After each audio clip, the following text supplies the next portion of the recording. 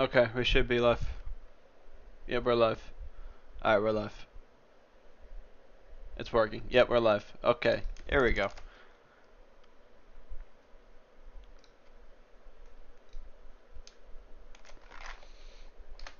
Oh, oh my god. Alright. Welcome to the No Nonsense Podcast. I'm your host, Ops, and this is my good friend, Mr. Funk. And today we're going to be talking about the Roman Empire and its impacts on us globally, and how it even influences us today, currently, in our world.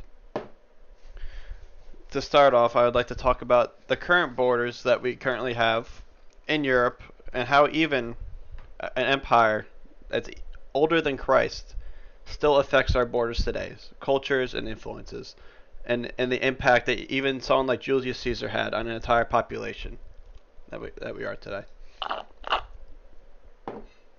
So Julius Caesar went into Gaul, absolutely destroyed the people in Gaul, genocided and murdered everyone, and all in the name of glory. Now, often in history, it's interesting.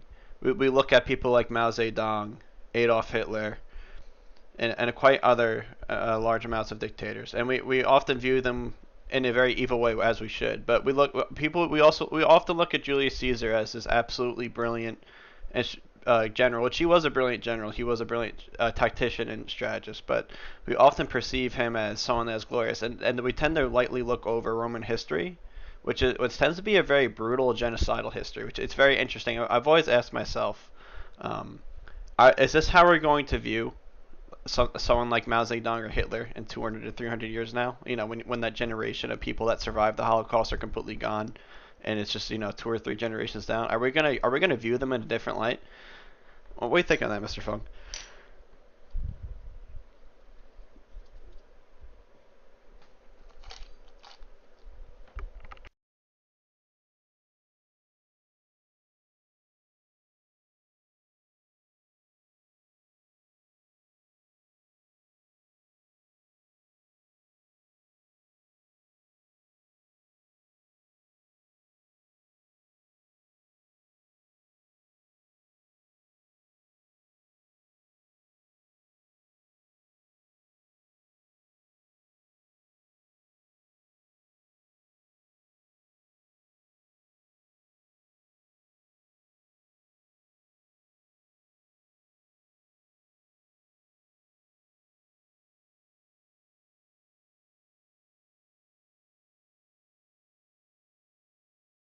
That's a definitely an interesting way to look at it. I have to agree with you.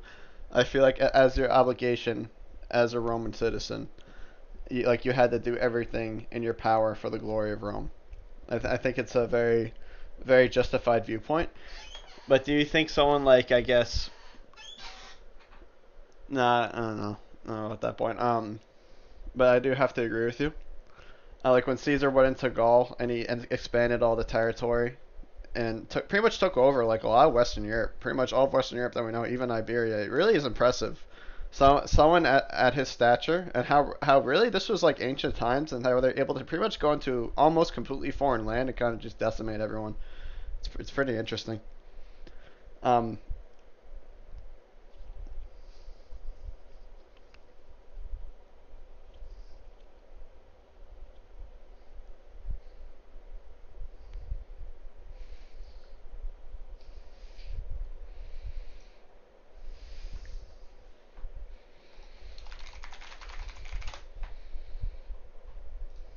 yeah,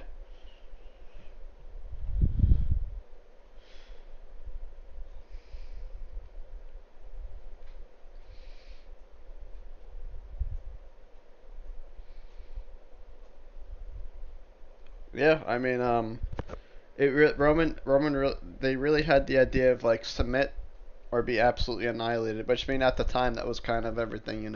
You had the sacking of Carthage. The Carthage and Rome were always butting heads.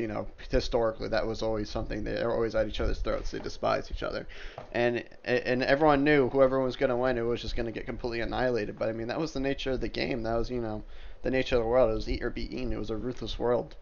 I mean, back in the day, people it was just how it was. You know, it's not like today how we're so interconnected and stuff like that. It's really interesting to see.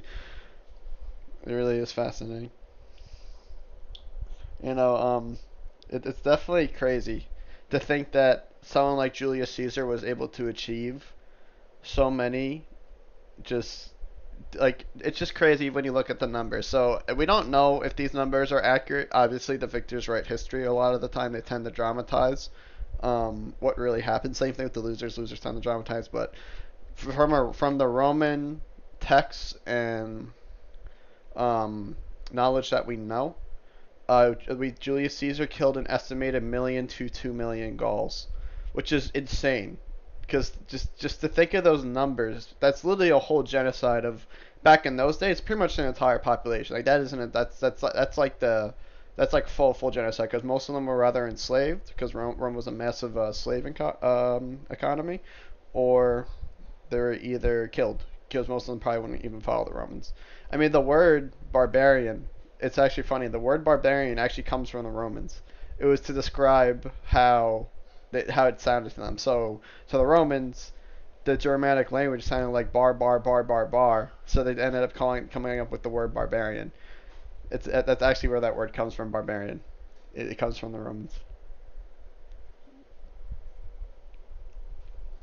You know, it all comes from the Romans. Although what I thought was crazy, I was reading some of his conquests in Gaul and or today France. So the capital of Gaul was being sieged by him, and he knew that the Gauls were terrible at sieging. So his solution was to, okay, I know they're gonna reinforce and try to break the siege, and I'm outnumbered. There's no way I can win this. So what I'm going to do is that I'm going to build a wall around myself while I'm sieging the capital. And the Gauls came, and they were so bad at sieges. Eventually, they could not defeat him. He literally built a wall around himself while sieging another capital. And so you had a siege and a siege and then in a siege.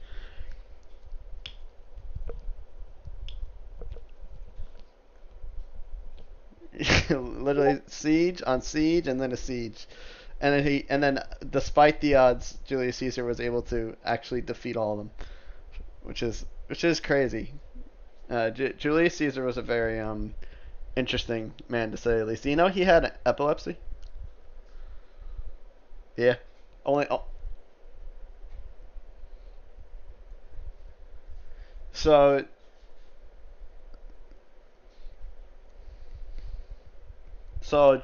Julius Caesar's close servants knew about it, and Augustus Caesar actually knew about it. So Augustus Caesar is not a bloodline Caesar. He's actually an adopted son because in Roman law, the way they saw things in Rome, if you're adopted into a family, you're seen as blood. Like that's the way they would view things in Roman culture. Like if you're adopted, it didn't matter. If you're blood, you're just like my first son. You're just my second son. Like they viewed it as a bloodline. So Augustus was actually adopted by Caesar, and then when Caesar died, he was made head of the house because he was the only male, I believe, in the house. Like I don't think Caesar had any males besides Cleopatra, but we don't really know if that was actually uh, Julius Caesar's son because Cleopatra was a fucking whore because she used her beauty to her power. Anyway, so Augustus and a few close servants actually knew about it, and there would be times where Julius Caesar would have these epileptic episodes, and Augustus would actually help him. And so obvious, and people would see this, and they would hear them in these areas where there no one else would be, and they thought, oh, he's fucking Augustus Caesar, but in reality, he was helping him with his epilepsy. So that was like a big rumor.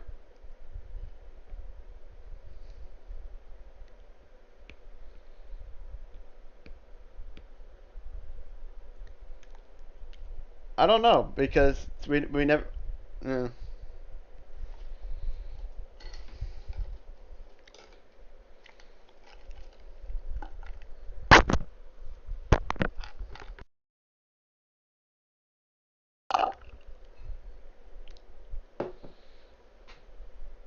I mean, we're not sure, but I mean, obviously, I mean, people didn't really know about it, so probably not.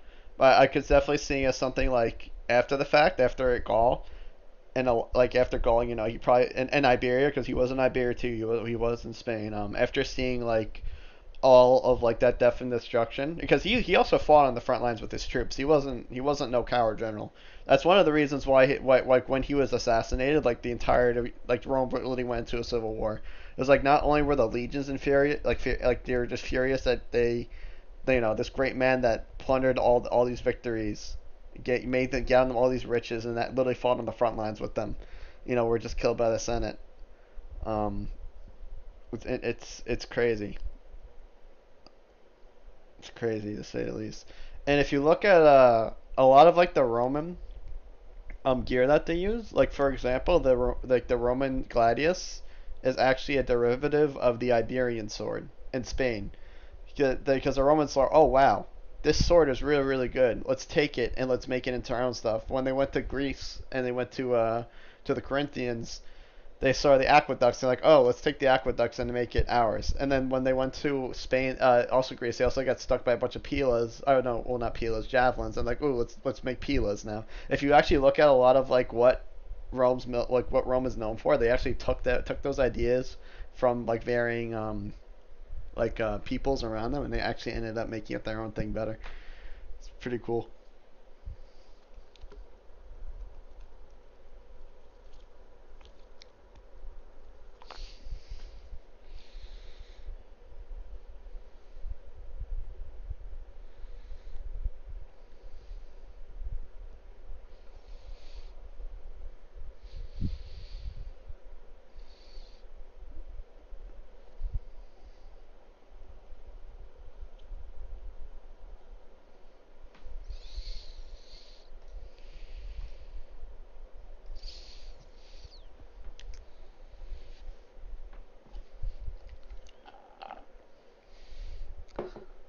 You know, it's actually pretty funny. The Romans were horrendous at ship and naval combat.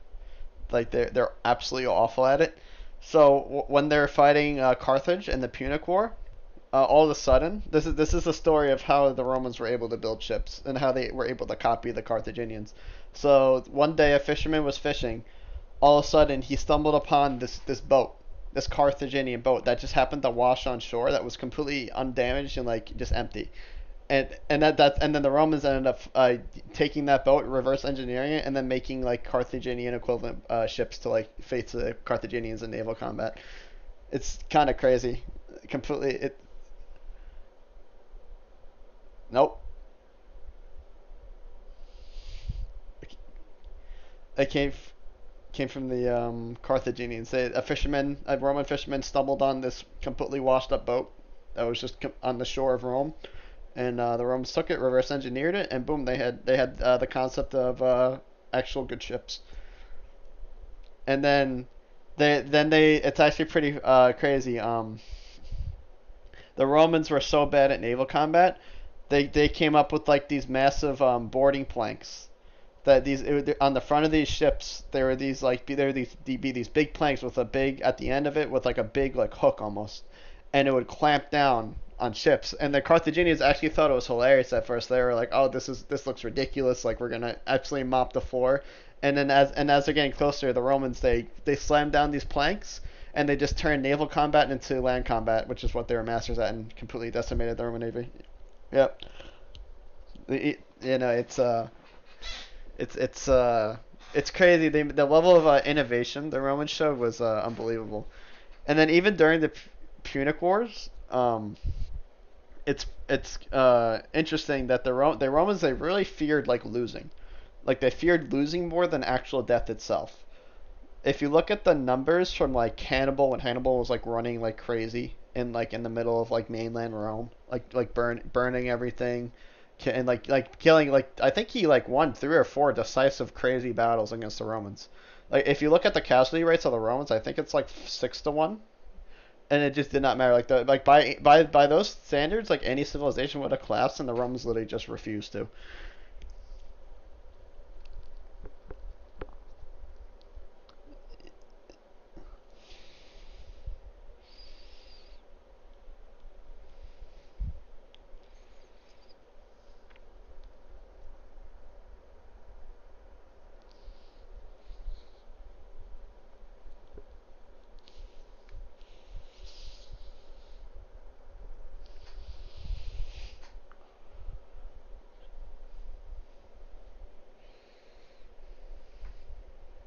Yeah, essentially.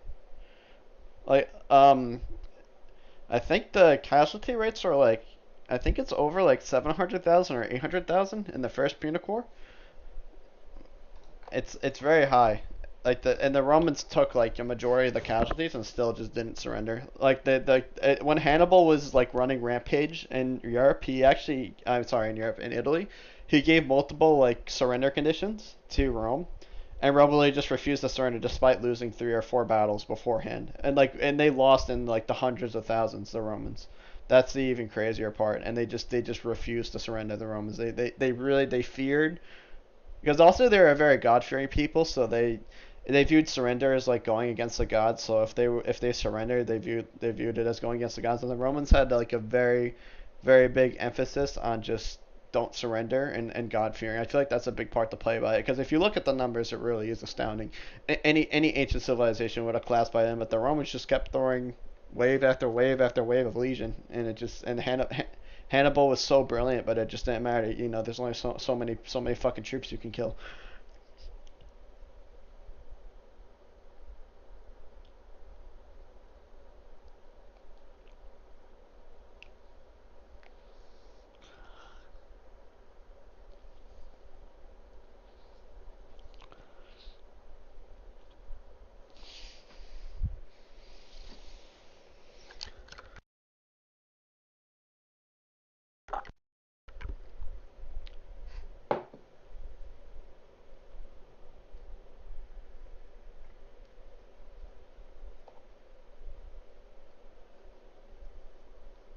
Mm.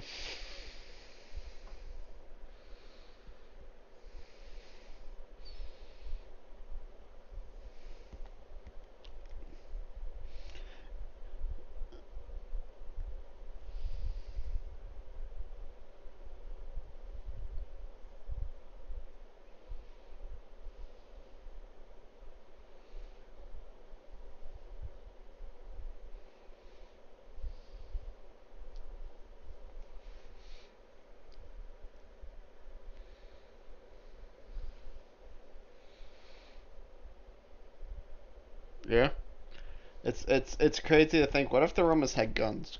What if they had rockets? What if they had like gone farther? What if they had technology? They would learn.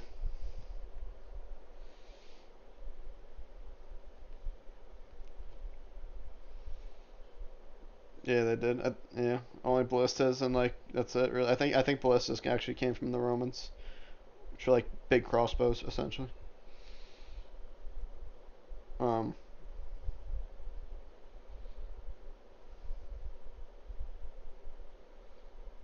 of course.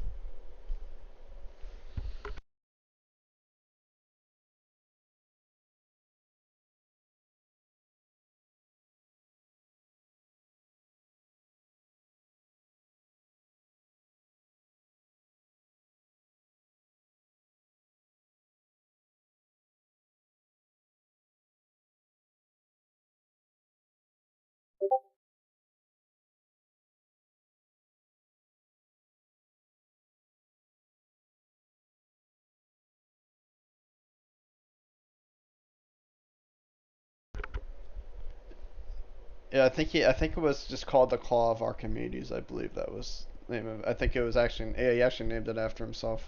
That's pretty funny. Um, yeah, he came from Syracuse, which was at the time Sicily, the ancient city of Syracuse. Which was actually a very that was that's I believe, yeah, that was the reason why they fought in the first Punic War was actually over Syracuse, was not only because that Sicily played such an important role over trading, because it. Yes, and also the where Sicily is stationed, it made it like extremely strategic. Like whoever controlled Sicily essentially would control, not the entirety of the Mediterranean, but you control a good chunk of leading and entering.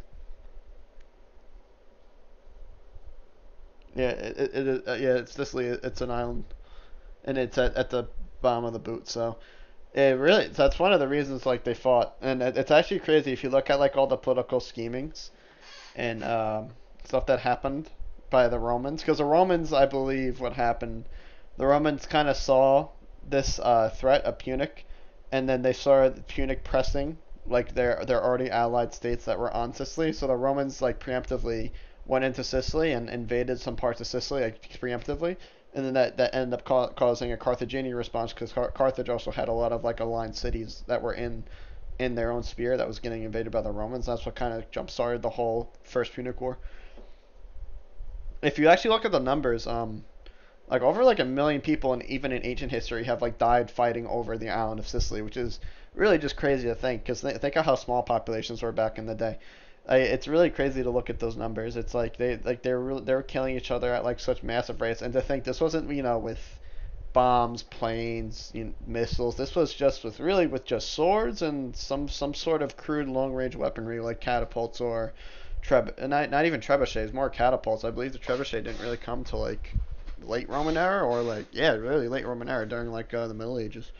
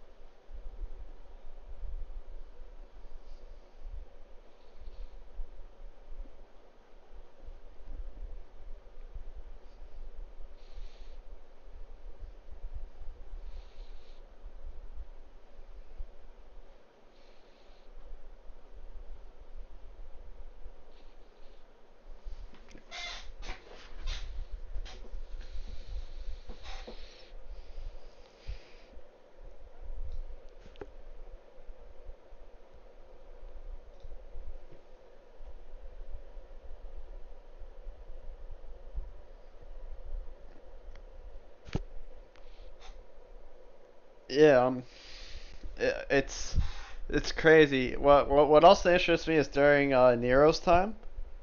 I believe it was Nero's time. Hold on, let me double check just to be sure. The Romans almost had there was a steam engine inventor. Um, there was a guy, Heron of Alexandria. He had the idea. He had a very basic, primitive, rudimentary idea of a steam engine, and I think it was Nero that was during the time. Um, Nero was emperor at the time. He came to Nero like, oh, I have this like technology, and Nero was like, "Nah, get the fuck out of here." Like it'd be crazy to think, what if the Romans had fucking steam technology, steam engine technology during Roman time like that? We're talking about like industrial revolution, like probably like way earlier in human history.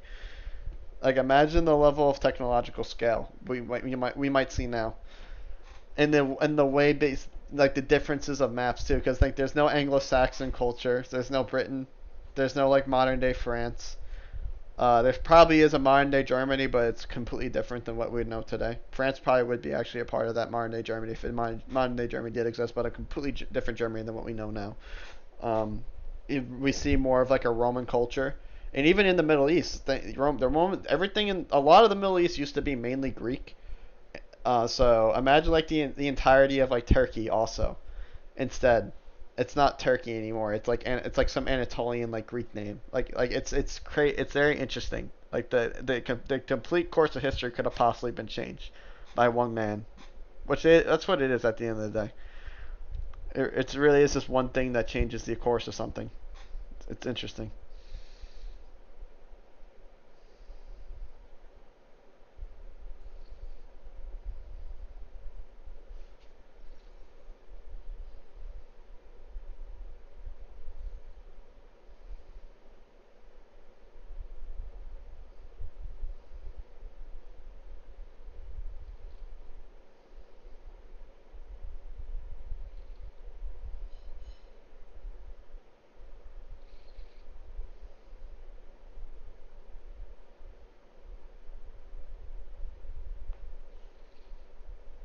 Yeah. I always ask myself that question, like, what if Rome survived today? What would be the political atmosphere, and what would it be today? It definitely would be something.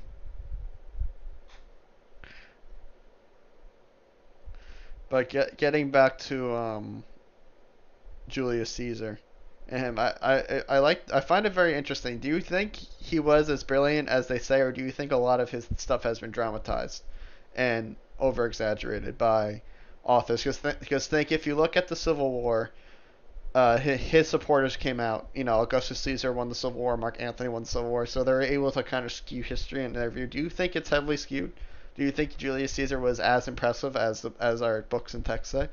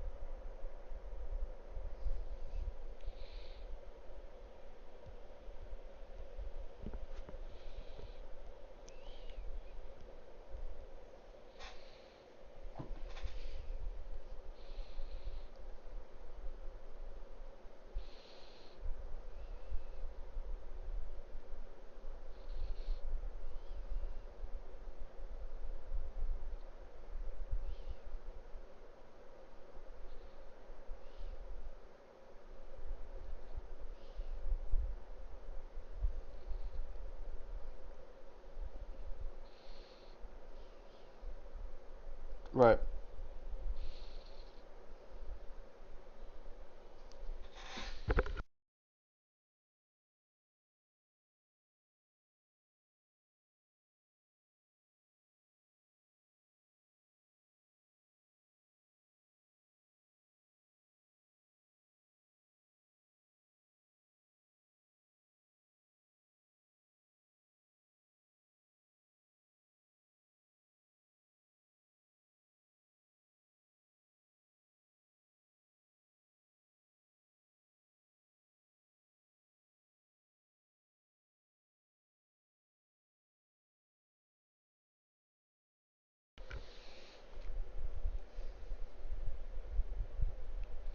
Yeah, Julius Caesar was very beloved by the people. That's one of the reasons why why Augustus won the Civil War, was because Julius Caesar, in the common people's eyes, was viewed as this great donator, like this great arbiter of public works. Like he gave a lot of his wealth away that he won from war actually to public works and the people. So it's actually crazy that the Senate killed him because the most of the people did not want the Senate was very disillusioned with what the people would actually want. The ceremony that they had to kill, because obviously they needed to honor Caesar to try and keep the population quell, which it did work at first. So Julius Caesar was executed. Obviously Mark Antony, which is like one of Julius Caesar's closest friends, a true friend, I'd say, of Julius Caesar. Like true, that was definitely ride or die, which is Mark Antony. Mark Antony really, really loved Caesar like a brother. Like they were fought, they campaigned each other since the beginning, and fought probably every battle together. They were truly truly loyal to each other. Also, Julius Caesar was a very forgiving person, which that was his downfall. Like if a lot of he didn't kill the Senate and like a lot of his people that were against him in the Senate. That's why it makes Julius Caesar's story so fascinating. Was that most people in that position of power would have just killed their opposition and taken control completely, but rather than kill his opposition when he took power, he actually tried to continue the republic in a different. Obviously, he declared himself dictator, but he tried to keep a semblance of the republic going, and didn't actually kill a lot of the senators that were openly against him in this first civil war, which is very fascinating because most people would have just outright killed him. So it definitely does show that he was a man of virtue and morals. He didn't believe in just outright killing people. We definitely do see that because, like I said, most people. I mean, literally, we see after pretty much the Caesar dynasty, we pretty much just see a constant repeat of that. The Roman Empire seat is sold or taken over, and they just slaughter everyone, and then it just keeps repeating. There's a constant power vacuum. Um, it's actually crazy. So the way they had their funeral for Julius Caesar is the Romans believed in burning. They didn't really bury that much. They believed in like burying and funeral pyres.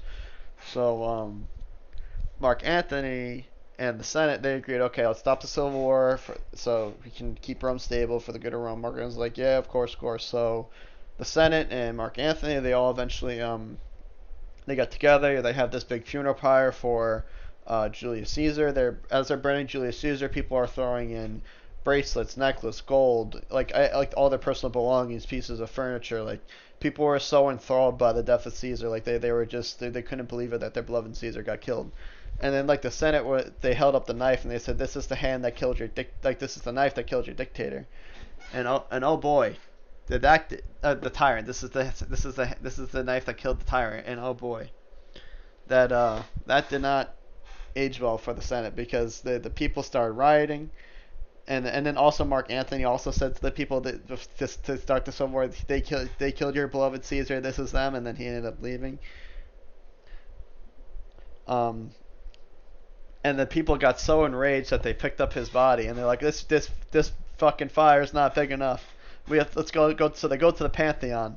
Luckily, Mark Antony had his troops stationed there to defend it, and they were like, we want to burn down the Pantheon. This is a deserving building for Julius Caesar's funeral pyre. And luckily, Mark Antony's troops are like, no, get the fuck out of here. It's getting too powerful. But it's just like the level of just like I guess the loyalty of the people, and just it's really crazy to see. You really don't see that nowadays. Like it's very rare that you see that now. Everybody hates their leaders. I mean, as they should. And it's just men of those times where I feel like we're on a degree like a crazy caliber, because like they didn't have like imagine if someone like him with the same mindset, the same morals, the same exact person, but like imagine if you put him like in a modern era with the modern advantages, and he's just as tech savvy, whatever the case may be. Like imagine the caliber of like modern man he could be too.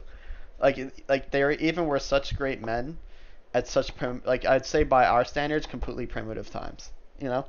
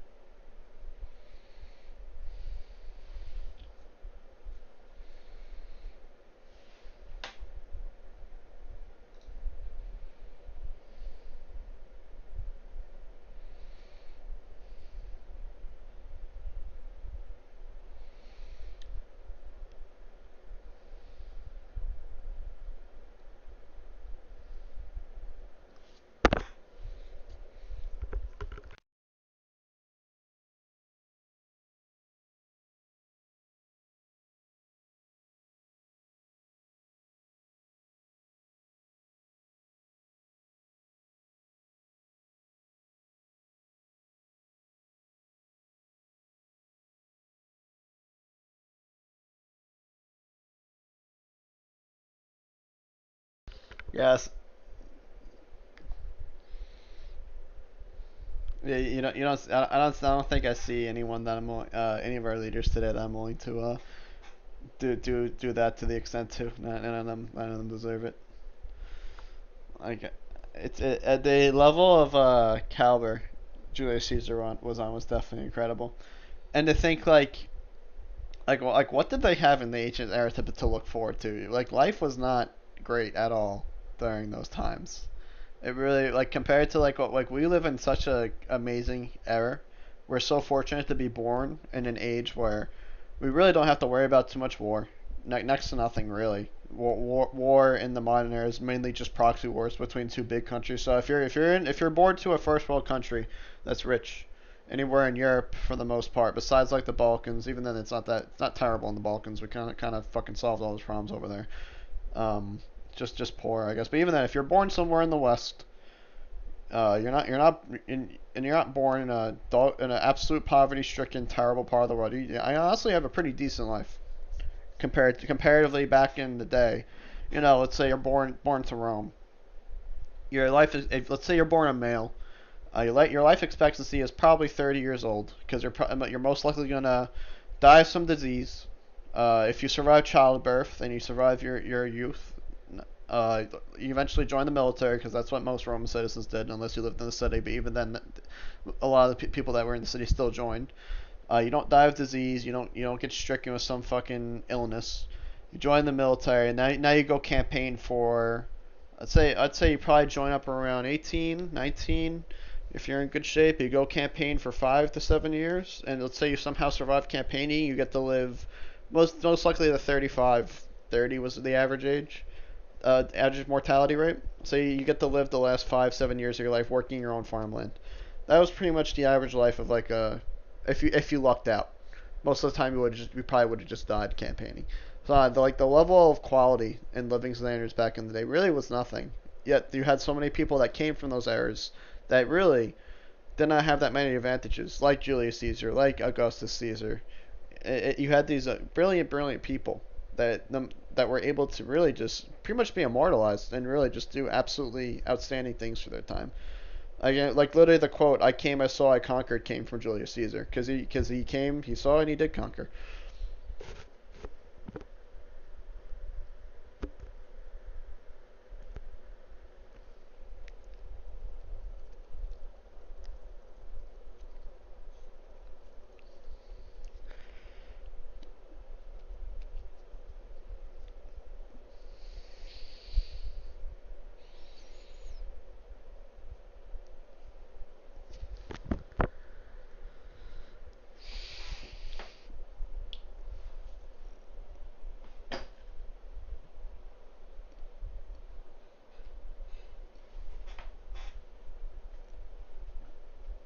Yeah, another, I believe Augustus Caesar lived to be like 70 plus, which is kind of crazy.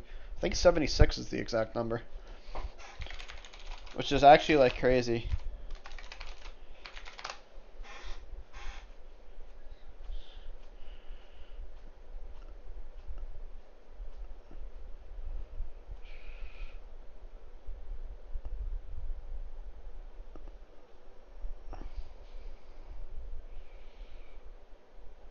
And yeah, well, yeah, Augustus Caesar lived to be 75, which by that time is like crazy. Like not that many, like to most people that was like this guy literally has to be emboldened by God himself. Like this guy is like ancient because like that like that is an absolute crazy age to live to, which is actually very interesting. So Augustus Caesar, I think he was like when it came to actually leading a country, because remember Julius was not an emperor, he was a dictator.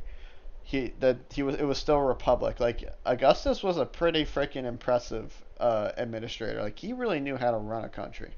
Like like he was able to absolutely run Rome and keep it. Like I mean, Pax Romana comes from the age that he led Rome into. He was able to build up the economy of Rome so much. He was able to expand it so much under his administration, and it really is impressive. So Augustus Caesar knew that the Roman people, they hated tyrants. That was always Roman culture because that's what they came from. They came from tyrants, the Etruscans. They outthrew them, the kings, and they proclaimed the republic against tyrants.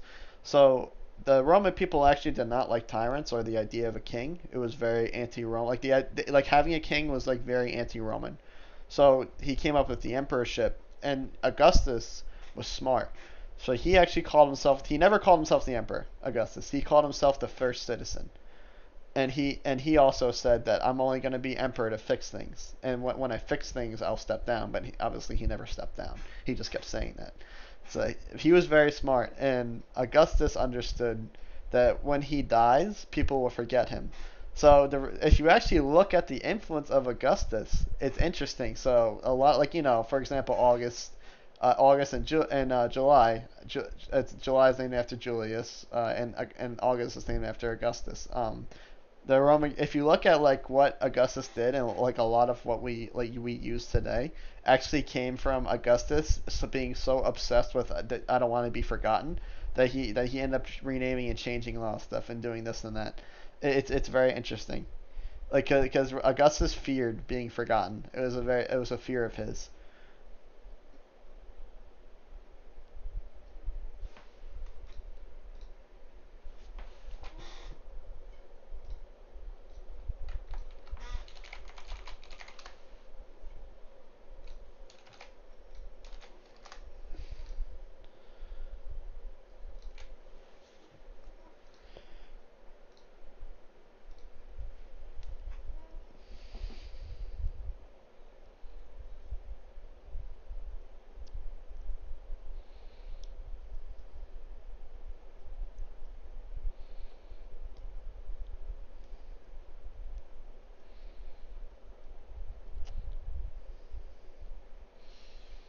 I just still can't believe he lived to 75. I mean, by his standards, he had the best medical health care. He's probably eating the best, and he actually understood. He probably understood to agree that like you have to take care of yourself.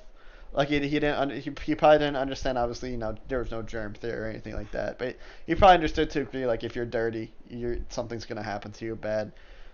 But 75 years old. That really is like it is crazy. So he was essentially surviving two times the more than average mortality rate. I believe the mortality rate during Roman time was I think 30 to 35, and then even in the Republic era it was younger because in the Republic era they were fighting way more wars. Even I mean Rome was always fighting wars. I mean, if you look at Roman history, people I never understood this. People always talk about like the split with the Byzantines. How they officially split and all that crap. That with Eastern Rome. I never Get understood it. Why started. does no one ever talk about? They always had official like they were always splitting before that. And I believe the Romans they had like multiple times like constant civil wars. They were always and everything. There was literally an era where it got so bad to the point where you had three brothers. I think it was Diocletian. There was three brothers, and they split the empire into three parts. And as oh no, it was actually four parts. The empire was split into four parts, and as they kept dying, one of them would inherit, and eventually there's three of them left, and they fought a war. Like I don't know why they always bring up the Byzantines as like the one and only split when there was actually indeed like fucking crazy amounts of civil wars and splits within the empire.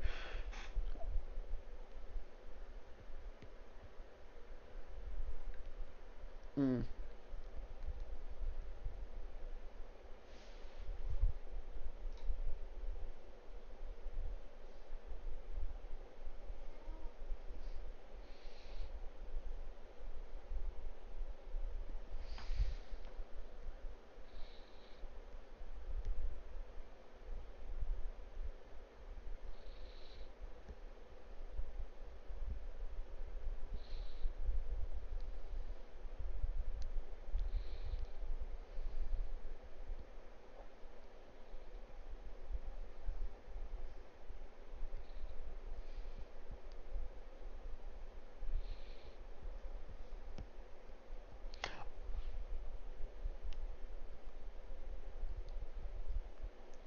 Yeah, I have to agree. I feel like that's something that's never looked at. Like when they talk about the class of the empire, they always bring up the size, which was definitely a factor. Obviously, you can only administrate so much, especially at such a level of just primitive technology. Like the scale and size of the empire was definitely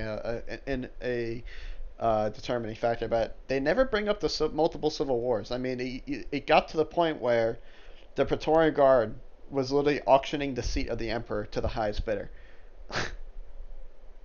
Yeah, the Praetorian Guard was corrupt as fuck. It was not. Event. It was the I believe the Flavian dynasty or the Flavius dynasty that eventually removed the Praetorian Guard and replaced it with like an actual royal guard that was based off of merit. Which the Praetorian Guard at first was. If you were a Praetorian Guard, at first when it was created, yes, you got it because you were loyal and you were like a veteran and it was based off of military merit.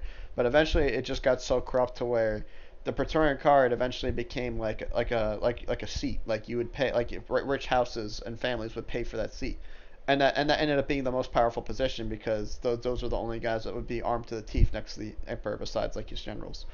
So so whoever controlled the Praetorian Guard was able to like pretty much kill and sell the seat. Like that's how bad it got. Like, it literally got to the point to where the Praetorian Guard started auctioning off the fucking in the emperorship. And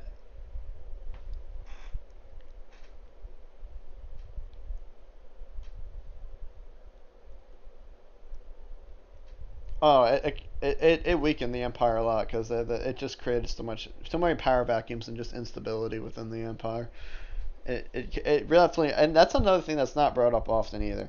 And then honestly Christianity popping up um is not um hold on, we're having an oh shit. Uh Camjo just said it's not capturing audio. I don't know why. Hold on. No, we are live. It's just not capturing audio. It's odd because I am. What the fuck?